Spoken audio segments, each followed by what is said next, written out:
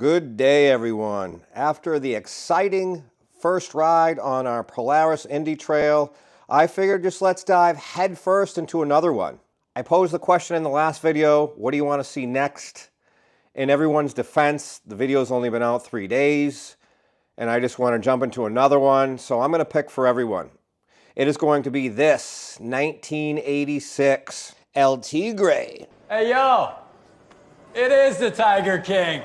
6000. The reason I chose this one is simple: horsepower. Now, according to the online facts, and I'm putting quotation around facts, this sled came with a 500 and I believe 29cc Suzuki engine, twin. Don't quote me on that. I'm just trying to remember. And as you know, my short-term memory loss is real. I have a degenerative disease, not dementia, dipshit. As you can see, we got the twin carb setup, the twin cylinders, and on this bad Larry, we have twin pipes into one muffler. Also, according to online facts, this produces 80 horsepower. So, if our Polaris produced 50 and this is producing 80, I'm very excited to take this one for a first ride. As you can see here, this is the front suspension, very different setup than our Polaris. This is the rear suspension, also very different. We have twin rear shocks, and we have another shock down in the skid. It's shocking. There's our drive wheels and all the rest of the undercarriage. It does seem to be all intact. I did look online. This was a newfangled suspension setup for this year. Let me know what that means. Hard to read with the oxidized odometer there, but it looks like 3561. Looks like someone added a temp gauge. Tach is there. We got the typical gas tank modification. Oil injected to be expected. Cap has seen better days as I can see daylight through it. It is liquid cooled on this one. I do know for a fact this one was leaking coolant. I believe I mentioned it in another video. I believe this hose is the culprit. We'll try and pressure test and confirm that. It looks like someone's given it, a spray paint job. Spirit. And Cat Spirit again. Is this a different motor out of a different sled? You let me know. No idea. It also has the same aftermarket plastic ski covers. Let me know what these are all about. These skis do not seem to be as nearly bad of shape as the Polaris, so I don't know why these were added. Why would you add these? I know nothing about it. You let me know. If you notice from a previous video, the seat cover was completely roached. We'll get into that later. You can see the pull cord has seen better days. Throttle is not locked up. Kill switch seems to do kill switch things. Brake lever is doing brake lever things. There's a park and beam control on the headlights. This is also running Mikuni carburetors. We do have some goodies down in the body here. And the clutches are here. Ooh, Le Mans. That's exciting. That one doesn't have as nearly much deflection as the Polaris. We got typical corrosion from sitting. The other side not as bad. Looks like we have an extra belt down here. What is this one? This is a newer belt, Parts Unlimited. Ooh. Looks like we have an access cover into the airbox. The hood cable has long since left the chat. I should mention, I did find this on the marketplace for the said $200 written on the windshield. Somewhere in Massachusetts, wasn't far from me. I can't remember the town. It was sitting outside. Previous owner said multiple years. He said just throw some gas in it and should fire. Yeah, right. You can see here, this is not the correct windshield for said sled, but I'm going to say A for effort. I see some kind of coolant pipe back here. Does this have one of those heat exchangers that I know nothing about? Seems to be complete, all here. And I think same scenario as the Polaris. Let's just get that debris out of the airbox. Throw some gas in it. Obviously, we're going to have to fix the pull start. The rope is holding itself, which is good, so we don't have to retension the mechanism. Let's start with that. Pull start, not hard to remove at all. Someone's definitely been in here. It was 3 bolts only, one of a different size, no lock washers, no nothing. That does say Cat Spirit. If you know what that means, let me know. If this is off a different sled, no idea. Thanks to our deteriorated or degraded rope here, it's holding it from the recoil going all the way in. So all I gotta do is pull that all the way out, hold that in place somehow, cut our rope there, sneak a new one in, tie a knot, use this rope as a measuring guide, tie a new knot on there, and then allow the recoil to do what the recoil does. Let the rope back into a certain point, and then stop the rest of the rope from going in there, and reinstall. Does that make sense? I know that was a horrible explanation. You're a bumbling, inept fool. There's no script here. We're just shooting off the cuff about stuff we really don't know a lot about. I simply held the mechanism in place with some C-clamp vice grips. There's our old destroyed rope. According to the internet, and again, it's the internet, an Arctic Cat uses a 6mm rope. We're just going to use our old dilapidated rope as a measuring guide, jam it through the holes there, reinstall, and continue to march. One thing I wanted to mention, as I took the pull cover off, as you can see down in there, there's a belt.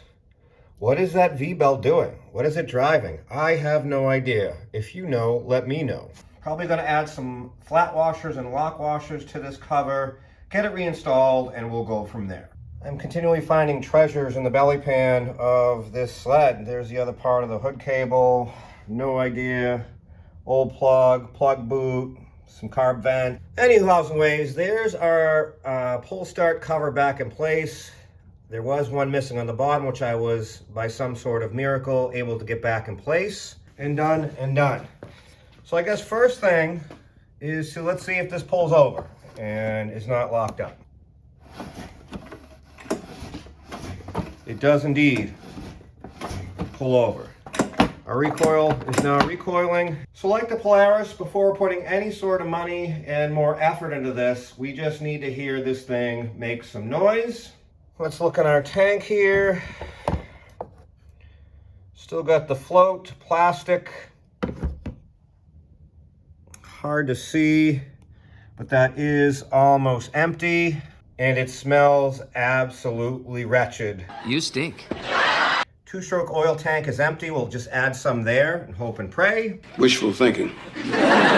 Radiator is empty, but we knew that because we have a coolant leak. We don't need that right off the gun. So let's just dump some fuel in and see what happens. If memory is serving me right, I think this Caster 927 is not a great choice for snowmobiles. I think it's too thick. We're just gonna run this Sunoco that we found, I believe, in a sled or a car. I can't even remember. It's obviously super old, but it does seem to be a thinner consistency. I normally run the Lucas snowmobile 2-stroke, but I'm out of stock. All right, place your bets. Do you think this thing is gonna make any noise when we put fuel in it? Is the fuel pump gonna work? Is the fuel filter clogged? There's lots of variables. But is this gas tank gonna leak everywhere? No idea. There's a lot of unknowns, you see. Gas, check. 2-stroke oil, check. Let's grab the flashlight and just give it once over, make sure this thing isn't dripping everywhere. The filter looks ancient. All right, let's just give it some tugs and see if it makes a noise. Choke on, kill switch up. Key, it's got a key. No idea if that does anything. It's exciting. I don't know. I don't have a good feeling with this one. I don't think this is going to make any noise, but we got bad things happening. I see 2-stroke oil dripping out of the tank. So back it on up. That ain't right. We got a leak out of the tank from somewhere. Let me figure that out and go from there. Well, there's your leak. That looks like it's been disconnected for quite a while. And judging by the amount of sludge, I'm not the first one to try and attempt to put oil in it. As you can see, things have happened. I removed the tank. It basically removed itself. There's our fuel lines. It's got dual pumps. Fantastic. Tachometer is disconnected. Wiring sitting right there. Not sure why. We might plug that in. These fuel lines are absolutely petrified.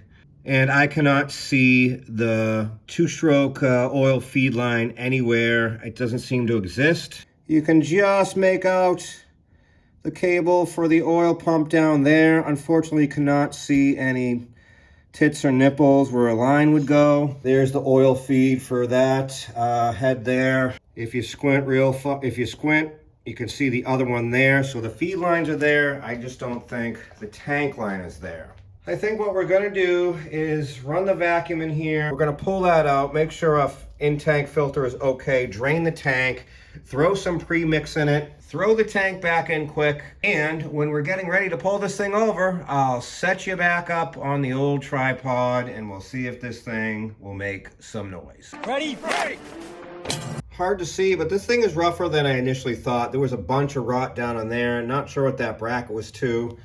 But here's what's left of it. See below our shaft there, it's all rotted underneath. That can't be good. Pull the line, no thread sealant. This is obviously not the right size line. This fell out of the tank. It was in this shape and is still viable. And here's years. It's not focusing, but that's fine. Here's years of old rotted line that came out of the tank. I was going to reuse this filter and I was able to blow through it, but then I actually looked. Look at all the junk at the bottom there. That's because the in-tank fuel filter was not attached. Was also going to leave these lines, which I've now redone.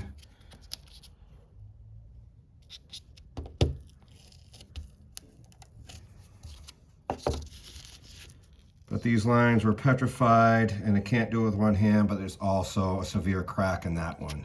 Unfortunately, all I had in stock were these little Toys R Us fuel filters that I bought on Amazon for like 10 for $1. We'll have to run this for now. We can change it out later. Ouch. Fucking leg. You weren't supposed to hear that. I did go ahead and force some air into the tank to try and push it through the pumps and into the fuel filter, which it did a little bit. It kept blowing out the vent line, so that's fine. So now there's nothing left to do. Key on, choke on, that's up. I don't know, let's see what happens. I don't have high hopes for this one. This one is a lot rougher than the Polaris. Definitely seems like it's been sitting a lot longer. Haven't checked spark, haven't checked compression, vacuumed out the air box, no idea what's going on with the carburetors, didn't look in the chain case. Let's see if it makes some noise. Is this stable enough to, it doesn't fall over? I don't know. Let's see if we can do it. Let's do a, definitely got compression.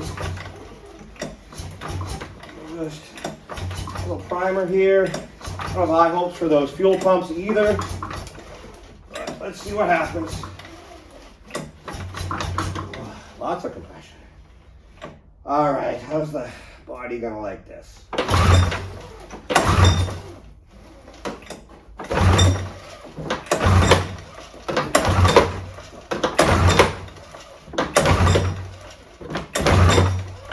Pull!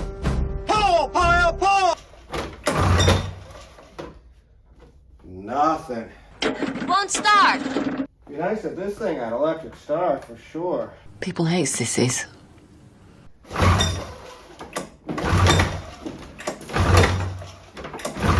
It's pretty comfortable.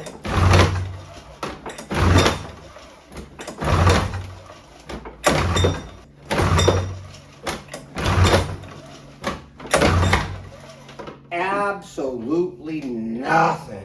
Let's see. We want to check spark, or do we just want to add some fuel? Whew. Out of shape after being sick for 2 weeks. I took the rest of that 32 to 1 and dumped it in this little bottle here that I've had, that's older than me rather, There was some Marvel Mystery oil in there, but that's fine. It's top cylinder lubrication. I'm gonna see if I can just sneak it in there and dump some fuel directly down the carburetors, and we'll go again.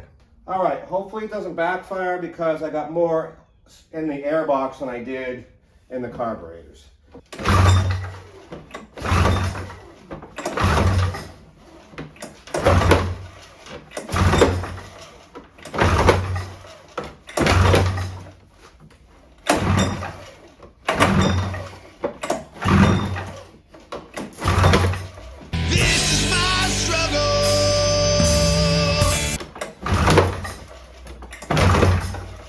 Absolutely nada. I guess we're checking for spark. Plugs were actually wet, probably from me squirting shit in the carburetor. You think? BR8ES, let me know if that's the right plug. And I'm gonna pull it over. You tell me if we're sparking. Should probably turn the flash off. Why is the light on? I don't know, let's just see. See if I can see while we're doing this.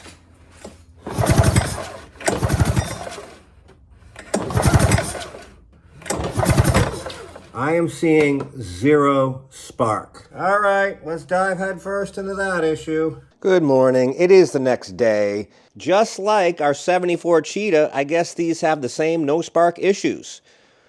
Number one, we're just going to try to unplug the connections here that go to the motor. It says the 4-wire. It looks like we have an extra grounder here or something. We're going to unplug those, and that's going to eliminate our switches up here. Something to do with the ground, if I remember right. So just process of elimination. I did find one 2-wire unplugged, but I'm pretty sure it's for this switch, which I'm pretty sure goes to the heated hand grips that I just noticed that this thing has. I believe this is the voltage regulator. It did not mention anything about that. I believe this is our CDI box, super duper duper common failure. And if I remember right, that was the problem on our 74.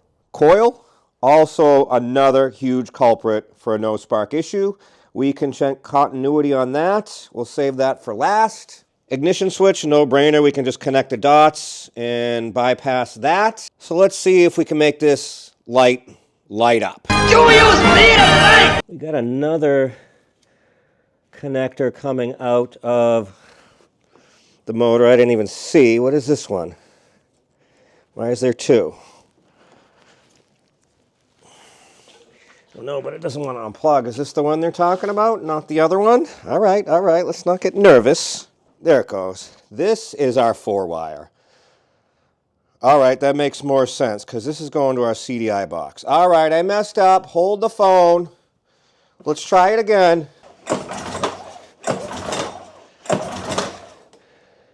And absolutely nothing. Well, you're not going to believe this, but by just replugging that 4-wire back in, watch this.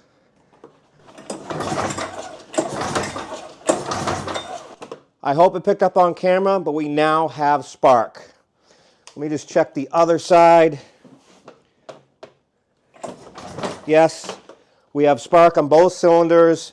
And I've run into this in automobile applications when I was a mechanic. Simply unplugging and plugging connector back in that could be slightly corroded can solve the issue.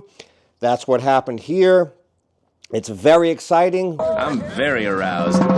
We didn't have to spend any money or dive into, CDI box, coil, ignition. Plug these fire sticks back in the heads here, and let's see if she barks off. I did go ahead and put a couple drops of fuel right down the old cylinder hole. And what do you think? Think this thing's going to fire right up? Do we choke it? I don't know. Sure. Here we go. First pull. And there it is. But next, can we pull fuel? I have my serious doubts that those fuel pumps are going to do anything.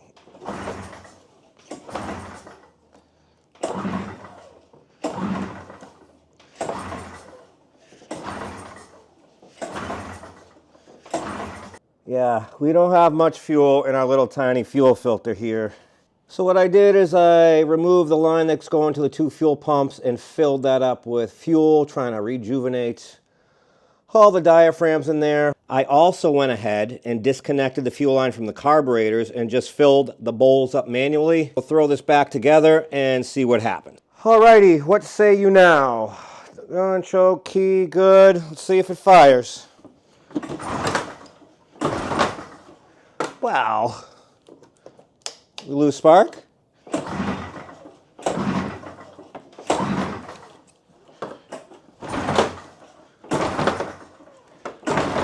We still have spark, so we got fuel everywhere. Why doesn't this thing want to start? We want no choke? What say you now?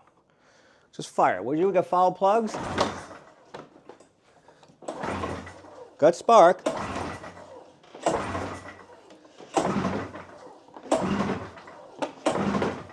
All right, looks like we're gonna rip carburetors off. Before I removed radiator, I did go ahead and verify this coolant hose is at fault and has failed. Seeing that coolant hose running there and seeing that belt, do we have a belt-driven water pump? Is that what's going on? Let me know. Everything is absolutely welded together, so that's fun. My biggest problem is, how do these carburetors come out? The airbox, this is broken, so that's fun. The airbox is jammed in between this bar and goes around the steering shaft. The carburetor, here's your airbox boot. Well, you would think on this carburetor would end like kind of right there. No, it goes way, way back there. And you can see how far back that boot goes. And you can see the lip there. And then it does have a stop on the top, and it has this weird little Phillips screw there. So how are you sneaking that thing out of there? I'm gonna have to go look it up. I think I mentioned it before, but this had a new suspension design for this year, and unfortunately, part of it has left the chat. What I think I'm looking at is like a torsion bar type suspension. There's your link up there. There's your bar here. Whatever this is made of is no longer with us where it used to attach. You can see it exists on this side, but it's also starting to leave the chat. I will say, tie rod ends on this one a lot tighter. It's days later, day before Christmas, as a matter of fact. Merry Christmas, Happy Holidays. Merry New Year! Happy New Year. Carburetors have been removed. I went online to try and figure out how to remove this airbox, and they basically built everything and integrated it into the chassis. Not sure why, they just didn't shrink it down. People online said, just remove the tank, the seat, the tank, and just it'll slide off from the rear. No, it won't. Then people said, well, just loosen the handlebars and then slide it out. Well, there's as much play as you get, and once again, integrated right into it. So I just ended up pulling the carburetors as far back as I could and barely sneaking them out. And it was a wrestling match that I almost lost, but I did get them. They're over on the bench. Let's take a look. Look how long this snout is on this airbox side. My Lord, is that really necessary? Obviously, these lines are petrified, as one would expect. There's no give. I'm thinking at this point it was a pretty good idea to remove these carburetors. Alrighty, carburetors blew apart, and nothing crazy other than the pilots are completely plugged up. So there's our issue. Air mixture screw, half turn on this one, 3/4 on this one. Let's see if I can do this on camera. Will this work? This is going to be, oh, you can almost see it there. I think you can actually see it there. So it says 370, and then there's a little square in the corner, and it says 370. Not sure what that means. I'm not even going to try and show you the pilot numbers. And the same square, and then the little square in the corner is there, and it says 30. That makes more sense to me. 370, let me know what that number means. All right, I'm gonna get the torch tip cleaner out, clean these jets out, get these into the ultrasonic cleaner here. We'll cook these, clean them up, get them back together, and back on the sled. Good day, everyone. It is a bunch of days later. I hope everyone's holiday was amazing. I have gone ahead and used the old classic gum out, toothbrush, little bucket here, and cleaned our carburetors to satisfaction. Also, this just happened, and I ruined our amazing windshield. Dope! Also, if you could tell me why someone added these Phillips head screws to the intake side of the carburetor, let me know. You can definitely see some sand marks or drill marks or something going on in there, but not sure why someone would do that. Carburetor's reassembled. I did go ahead and do float height adjustments, 17 to 19 millimeters off the body of the carburetor to the top of the float. And then the air mixture screw online says, or actually I believe it's the actual manual says, initials 1.5 turns out. I went 1 on both. I did go ahead and grease the bowl surface of the carb, so we'll be able to take those apart when I'm sure it won't run right, because that's just my luck. I did go ahead and move that one coolant line, and you can see down there on bottom left the old broken hose with clamp. I finally can see that now. I'll see what that line, probably don't have that size in stock, we'll find out. What scares me is all these lines really should be replaced. We saw that one leaking. Look at that girl. I'm assuming that is original. Look at that old girl back there. I think I will go ahead and pull fuel pumps, take them apart, and see how crunchy the diaphragms are. Jet needles, you're supposed to start in the middle clip position, and that's where these are at. Had some leftover vent line from the CR build, and now that's done, so that's good. Repurposing. Another good positive thing that happened is I pulled a fuel pump and it immediately just fell apart. Everything is super pliable, so that is also great news. I'm going to hazard to say these have been replaced and are not original, because I think I found a line for our oil injection tank to pump. I robbed this off our extra Can-Am parts. I think that'll work. Oil tank is draining, and there was some sludge at the bottom, so that was a good move. I decided to go ahead and just epoxy our broken cap. I can't believe I've had this stuff like 3 years. It's 10 degrees in here, still not frozen, and it seems to be doing the thing.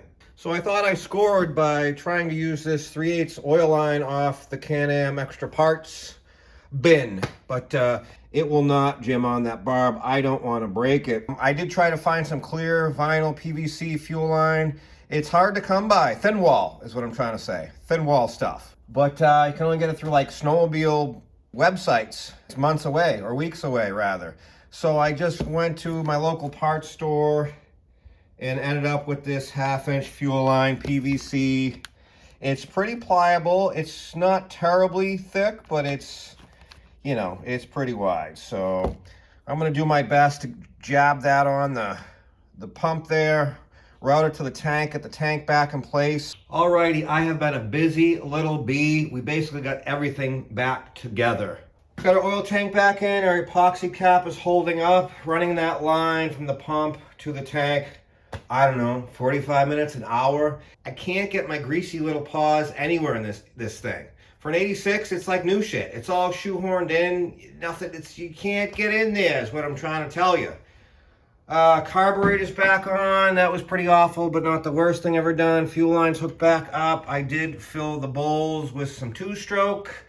We got radiator back on. It was broken here, blew some snot on that, and then this mount here was also, the spot welds had let go, so I put a couple 3 tacks to get that back in place. The leaking coolant line I cut and reattached, did pressure test, and it is holding currently. Fuel tank back in place. We went with some Lucas 2-stroke oil, and all I had in stock was Dexcool, or this Asian vehicle, what is it, silicate and borate free formula. No idea how this is gonna like this coolant. Let me know. Am I doing a terrible thing, or does it not matter? All right, let's see what kind of trouble we can get into. Kill switch up, key on, choke is on, Throttle still is working. I tried to sync the carbs the best I could, chokes, throttle play, cable play, all of that.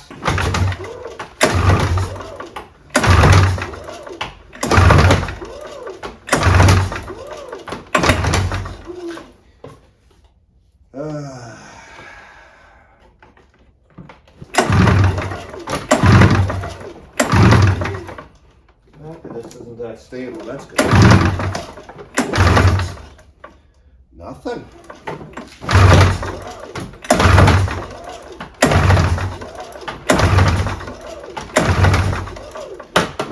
Come on now.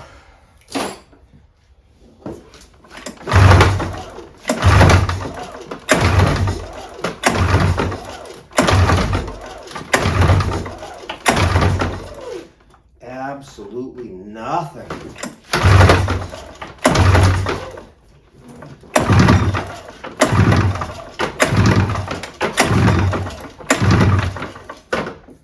All right.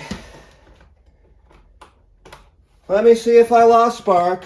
Alrighty, well, we do have great spark. The kill switch was pushed down. I don't know if I accidentally hit it. The plugs were actually wet. It didn't smell good, but let's give it a go again. I'm just about out of gas. Is she gonna go?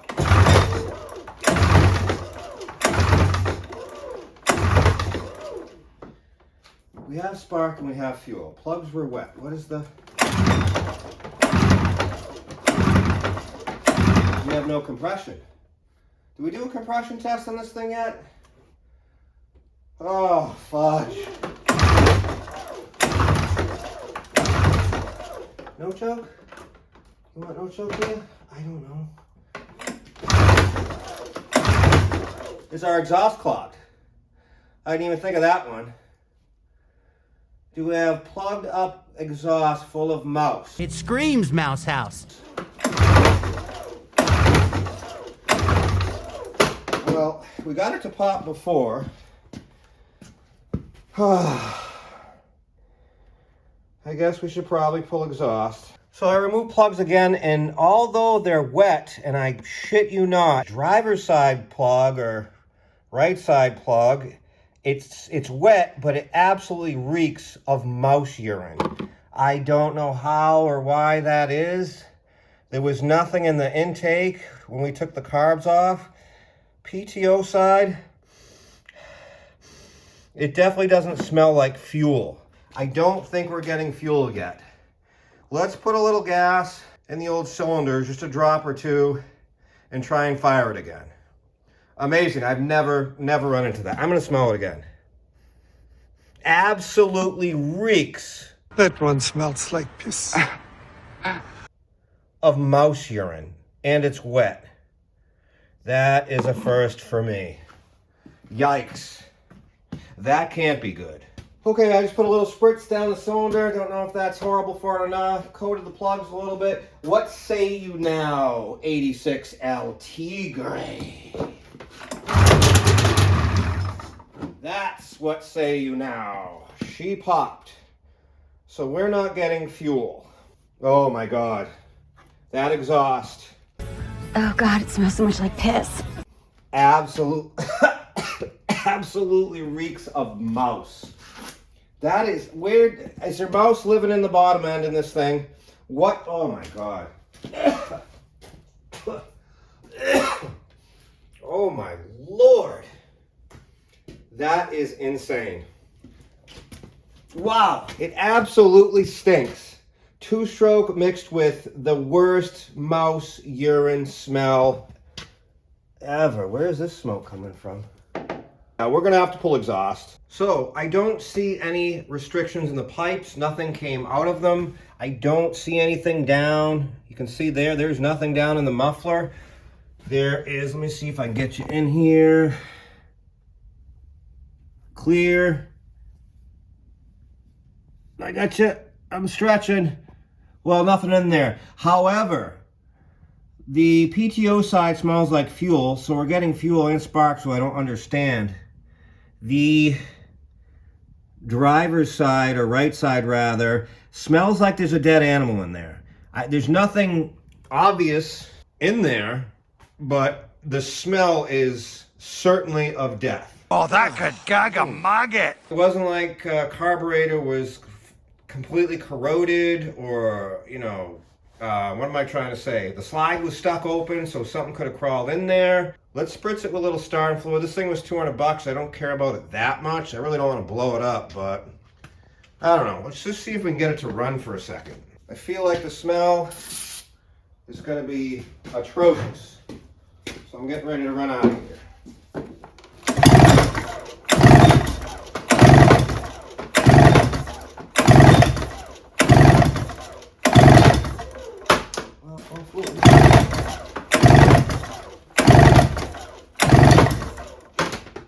What is... We got a little window in here. Say you now.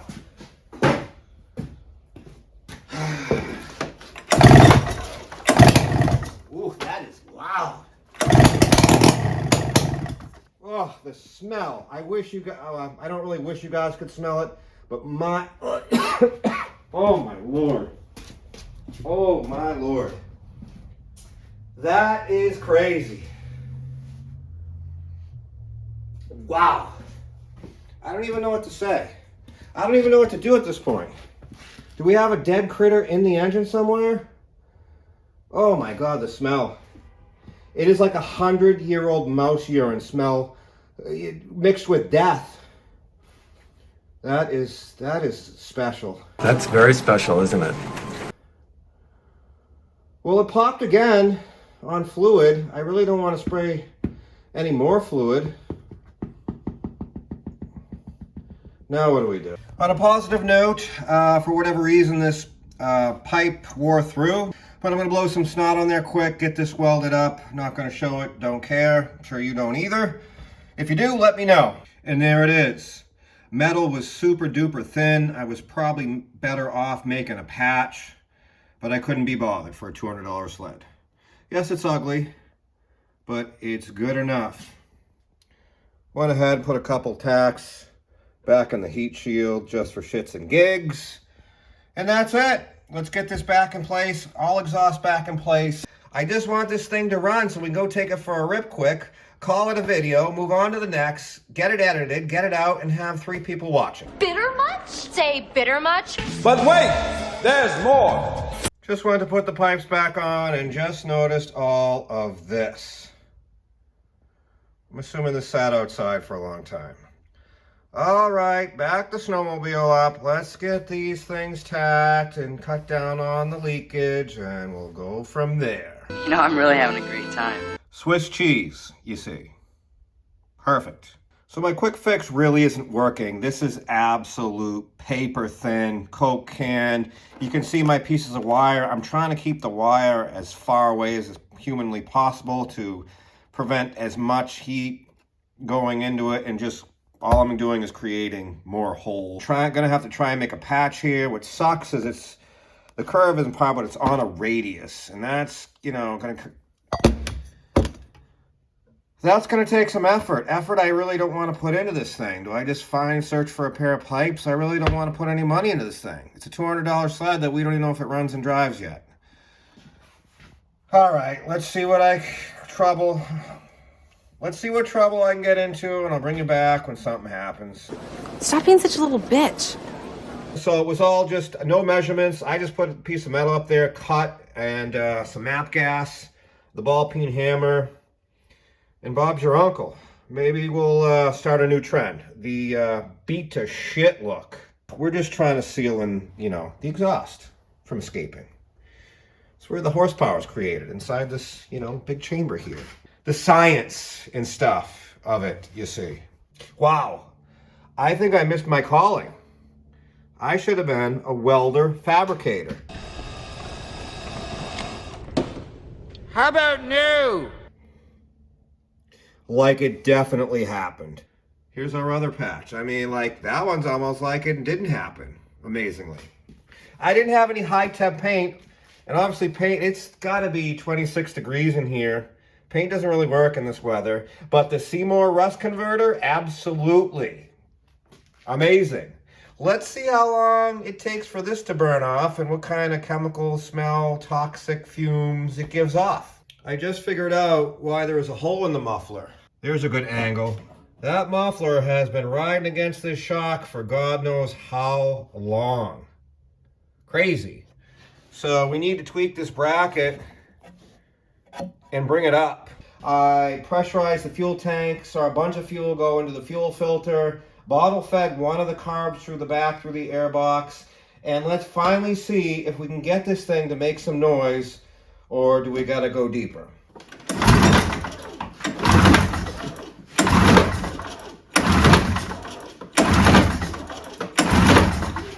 Absolutely nothing.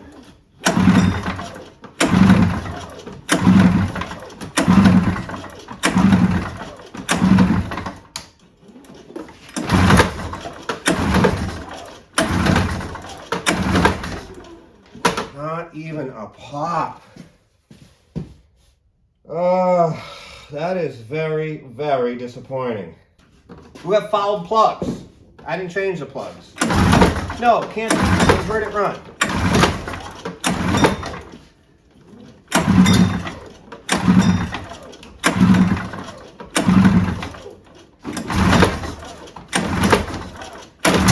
Oh, it popped. It just popped. It just popped. She gonna go? Ah!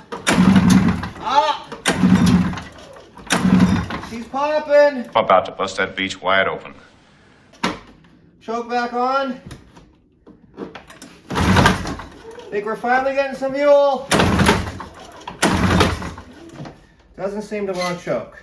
Ah!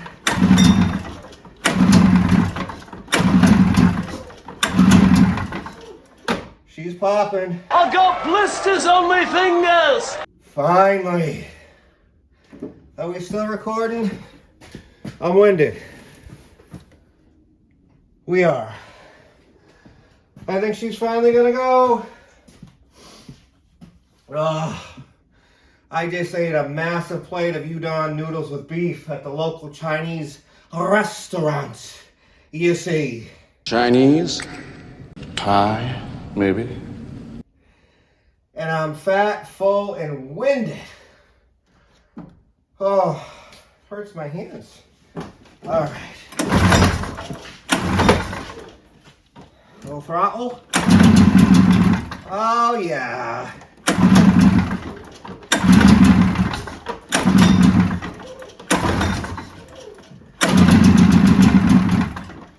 Come on, girl. She wants to. I might have to put some gloves on.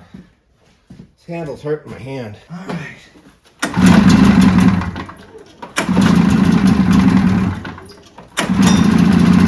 Go! Here she goes!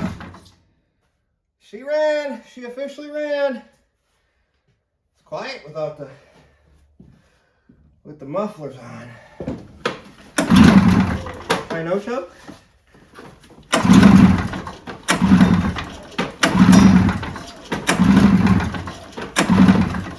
Definitely want some choke. Where's my shim? Chokes need adjusted, I'm pretty sure. Alrighty, figured out I had the fuel filter going in the wrong direction. Not that that really matters. Swapped that around. Tried to force some more fuel in it. It's sort of doing it. I don't even know I have enough fuel in the tank. I think I have less than a gallon. We might need more fuel. A couple spark plugs would be probably a good idea. Let's give it a couple more pulls, see if it does anything. And then we're gonna have to call it a day.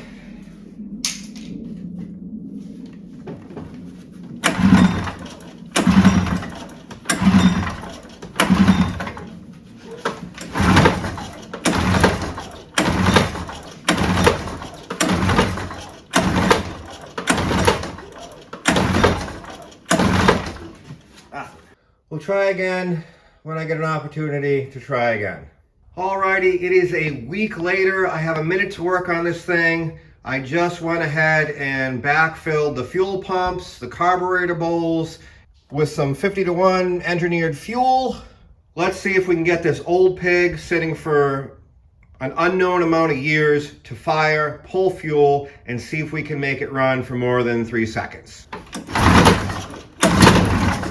It popped. That's good. Popped again.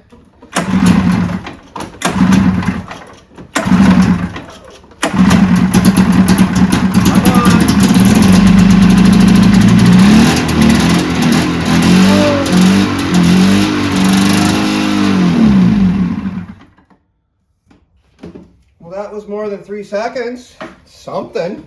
Well, at least the exhaust smells more two-stroke than mouse urine. All right, let's try a couple more pulls.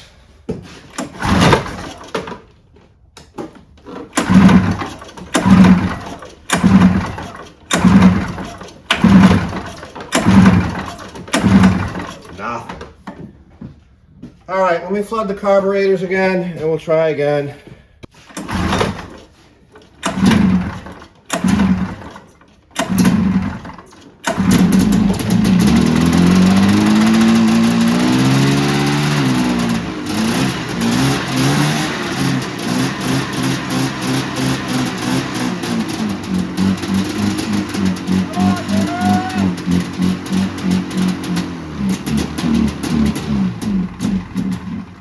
We gotta open a door, and the mouse urine smell is back.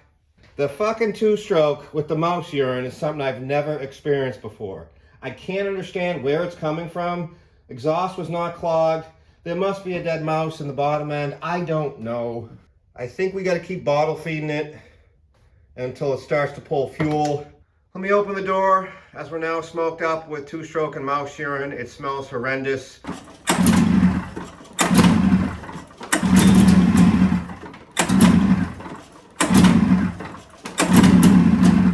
Come on! This thing is a piece of shit. I'm winded.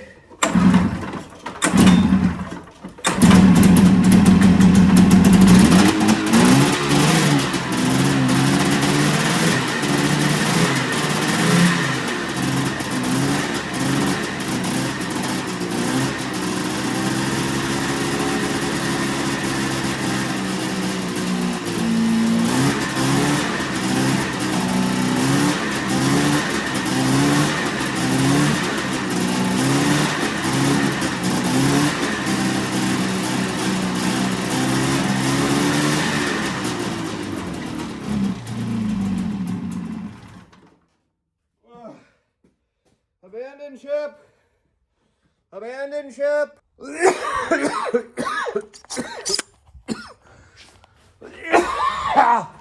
Sorry about that. I know that's gross. We're smoked out. We're smoked out. Oh, I tell you, I have smelled some things in my life. I used to do biohazard remediation. Unattended deaths are something you will never forget as far as smell. Stinks like death. But man, two-stroke and mouse urine, that is a first. And just, I'll never forget it. I'll bring it back when I can breathe again.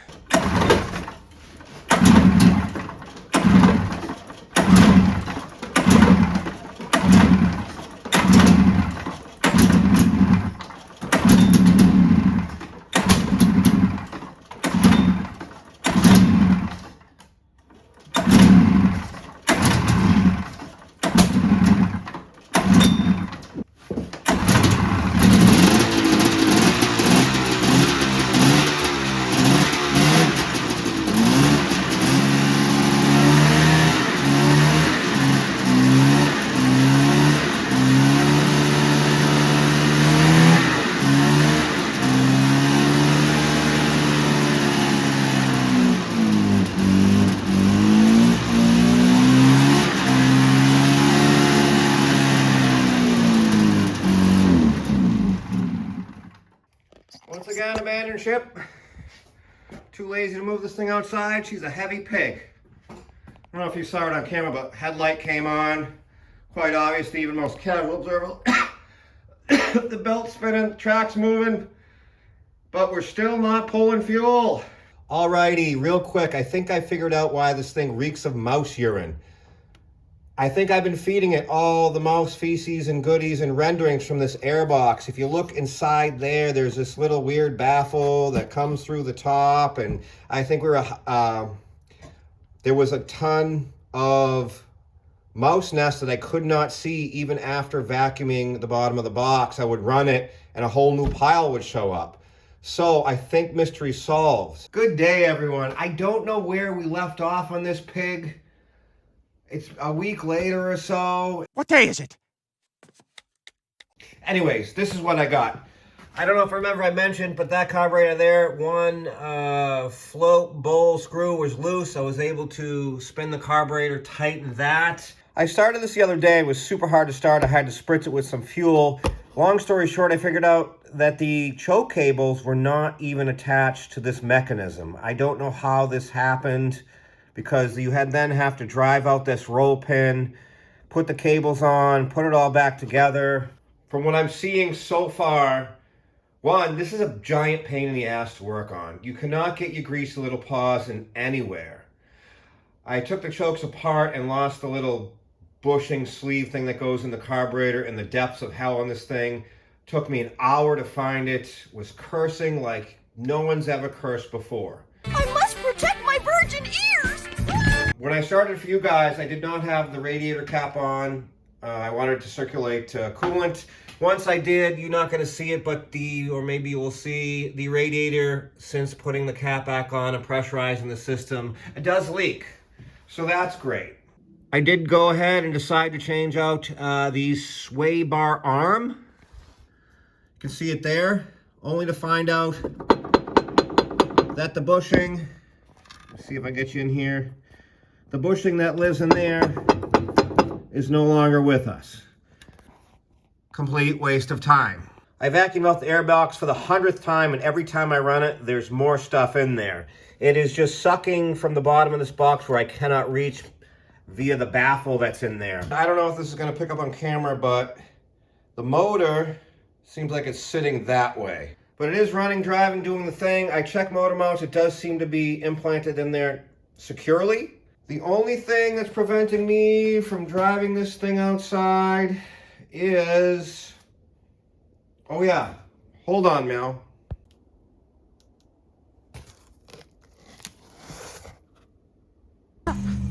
I like to call that the cherry on top. Huh? Will you just look at that? She's glorious. This cover is the only one known on the internet that I could find. It's off an '86 Cougar, and it just fits a treat. And let me tell you, get what I paid for this. It was not cheap. Super pliable. And yeah, that is, I mean, other than the wrinkles, she is really coming around. I like the custom, pinstriping stargazer stuff. It was '86. It was the style at the time, you see. We are all back together. This thing fought me tooth and nail. I'm going to say I did not enjoy working on it. More awesome pinstriping that I'm just noticing for the first time. I know the iron cross thing is going to hurt some feelings. I get it. I agree. I haven't tried to peel it off yet. I tried to get this nose cone back on. And this, because the cable's broken, the plate that this hood on is so bent and so mangled. I tried my best. That's the best I could get it. I'm not willing to fuck with it anymore. Sorry, I swore. Well, there's nothing left to do except to pray to the snow gods. Wipe the dust off the hood and make it shine. No, that's not happening. Does the rear suspension do anything? Nothing. Completely sacked out. And yes, I'm just noticing for the first time that this track is picked. This is going to be great when these pull out and whack the heat exchangers. All right, the moment of truth. This thing's ready for its maiden voyage. I got my snow boots on, my mint green Dub snow pants from 25 years ago that I don't even know what that means, my thrush sweatshirt, and a little bit of snow. Let's see what kind of trouble we can get into.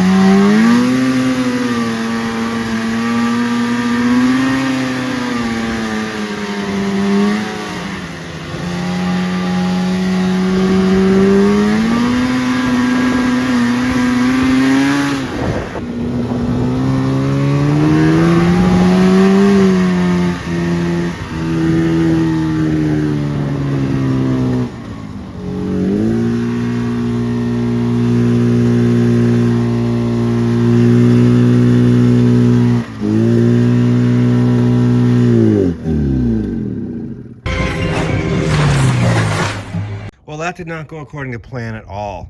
Strange, the sleds don't like this heavy, wet snow. Is that a thing? I don't know anything about snowmobiling. If you've watched the channel for any length of time, you know, I've only owned 2 sleds previously. This thing, primary clutch is sticking. It bogged out. It was breaking up at full throttle. You know what I know about snowmobile clutches? Absolutely nothing. There's some springs in there, and that's it. That's all as far as I know.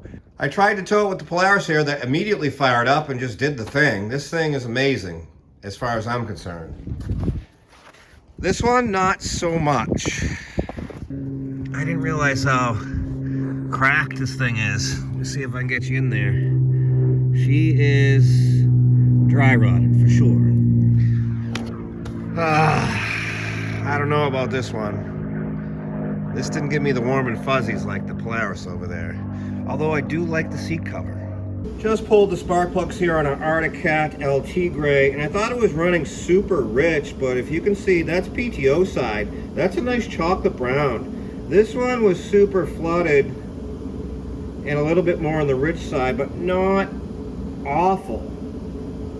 Another noteworthy blurb here, BR8ES. According to the online and everything I looked up, this should be a BR10ES. So I did go ahead and grab an equivalent. I couldn't get these anywhere, but I found an Autolite of the 10ES flavor, and I know nothing about heat range. One dissipates heat quicker. I think the lower the number, the hotter the plug.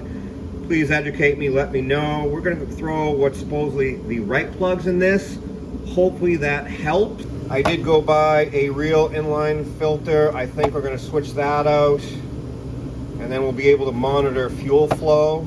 Suppose we should do a compression test while plugs are out. Well, here's right cylinder, about 115. It's not the greatest.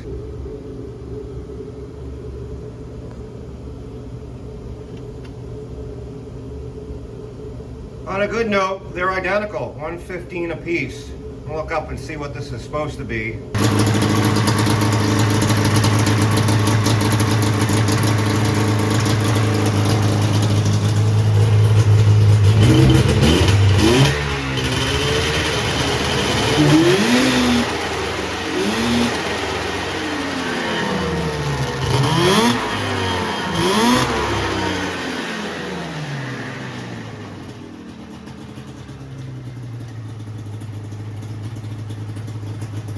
Okay, so as you heard there, the thing was idling great, and it had a slight hesitation off throttle, but it was pegging out.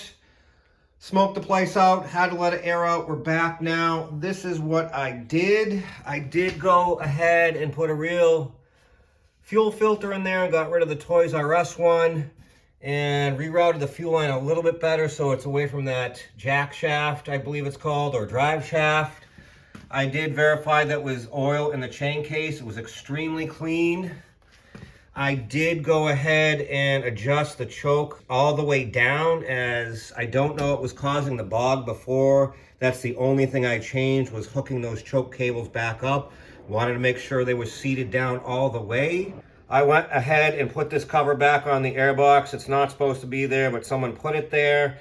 As far as our primary and secondary and engine placement, I looked up some specs. The distance between primary and secondary is supposed to be 10.2 inches. That was spot on, the money. The distance between the back of the primary and the front of the secondary, I believe that's correct. That's supposed to be, I think it was 2.5 inches. We're at 2.25. I thought about changing it, but if I turned the motor, which I thought the way it needed to go as far as crookedness, and straighten it out, it would make that measurement worse. I decided at the end of the day to leave it alone. The belt, after measuring it, it seems okay. It is supposed to be sitting flush with the secondary, which it is doing. Compression is supposed to be between 120 and 130. That's the optimum range. We're at 115. I say that's acceptable. You heard it run. I did add some more fuel to the tank to dilute the premix 32, the one that was in there. I'm fairly certain the oil injection is working. Have not verified it, but I'm just lazy. We put our spark plugs in, gap 028. We'll see how that goes. It did fire right off with choke. And yeah, that's it. In preparation for the big storm that's coming, I did go ahead and fuel up the Polaris. It was almost empty. As you can see, the belt is sitting just below the secondary. I did start to take the secondary off to check out the shims. I guess there's shims in there, and you add some or take some away to get your belt deflection. The belt should also be sitting flush with the top of the secondary. It is not doing that.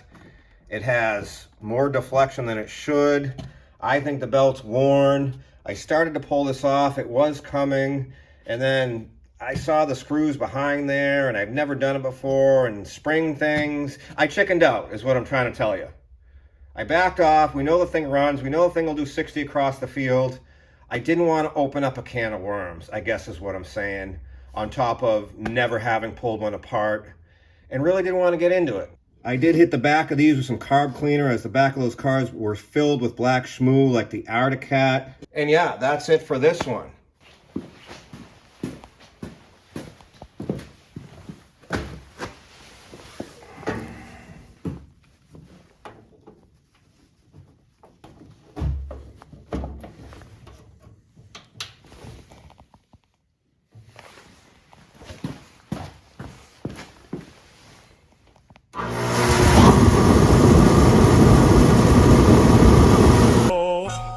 Let it snow, let it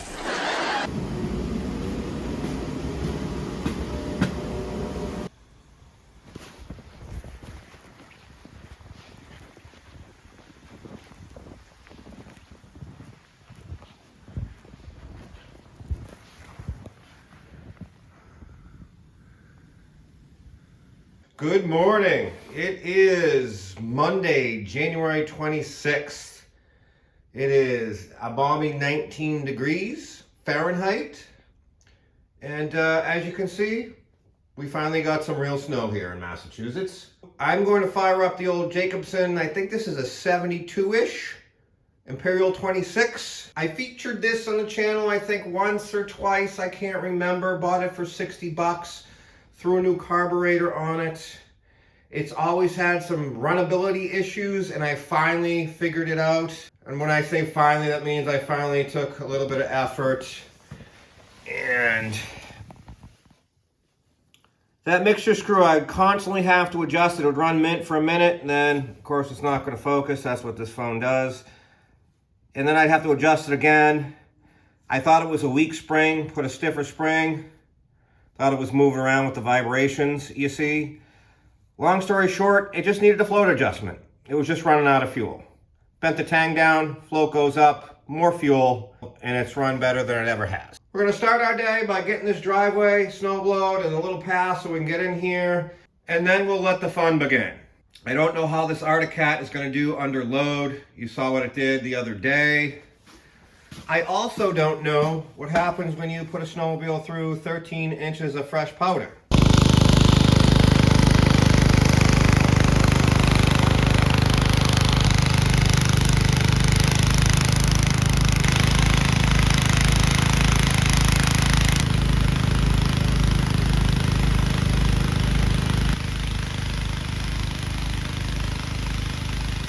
Alrighty, snow removal chores done. And since I just finished, I don't know if that's going to pick up on camera, probably not. It's snowing again. That's fine. All right.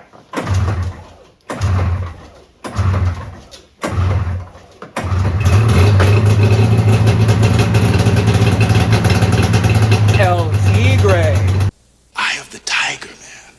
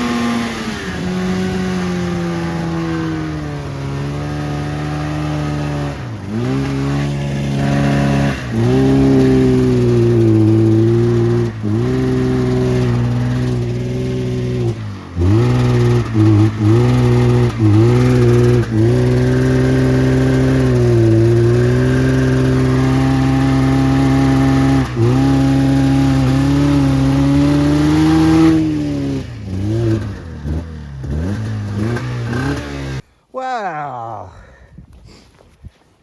We're in the rough, you see. Wow, my face is frozen because I just kept eating snow.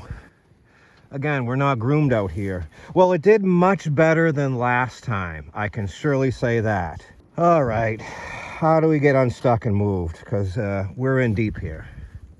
We need some groomed trails. Well, that's what I'm doing. I'm trying to groom them right now. All right, I'll bring you back in when something happens. Just a quick update. It's been probably 30 minutes since I got massively stuck over there. Muscled the thing around, turned it this way. As you can see, I made it about 20 feet to here, got stuck again. I kind of dug a path. I know it's tough to see in the snow here, and I'm just trying to get back to our original track. I'm learning very quick. I'm assuming in this virgin snow powder, you just keep it pinned? Is that the trick? Is this why everyone goes on groomed trails? I don't know. And obviously this thing's from 1986 and heavy as you know what. Please put some comments for me so I can learn from my mistakes. If I don't have a massive coronary today, I never will. And afterward, I'm gonna have a double cheeseburger. I am struggling. I'm completely winded, about to fall down, but I think if I can get back into the track over there, I can send it again. I think it just needs to be ridden.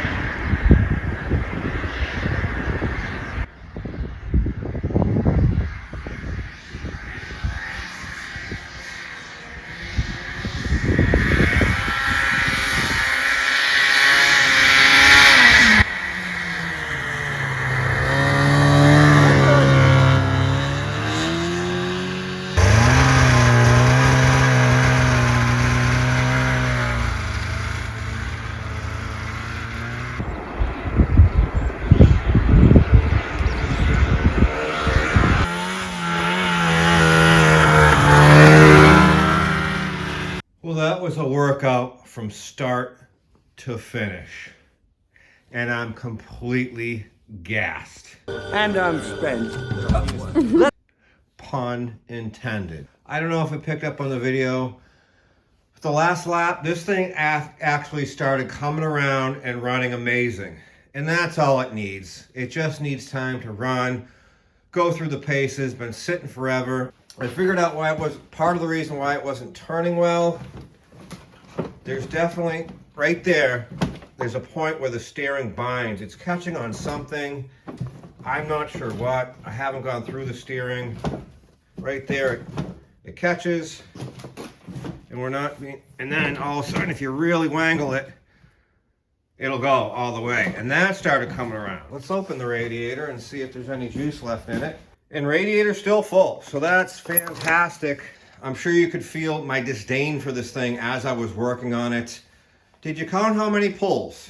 It was all of them. This thing fought me on everything, and she's worn. Long story short, I'm starting to like this thing. I'm starting to come around to it. It started to run great, and I learned a lot. And it started to get fun at the end.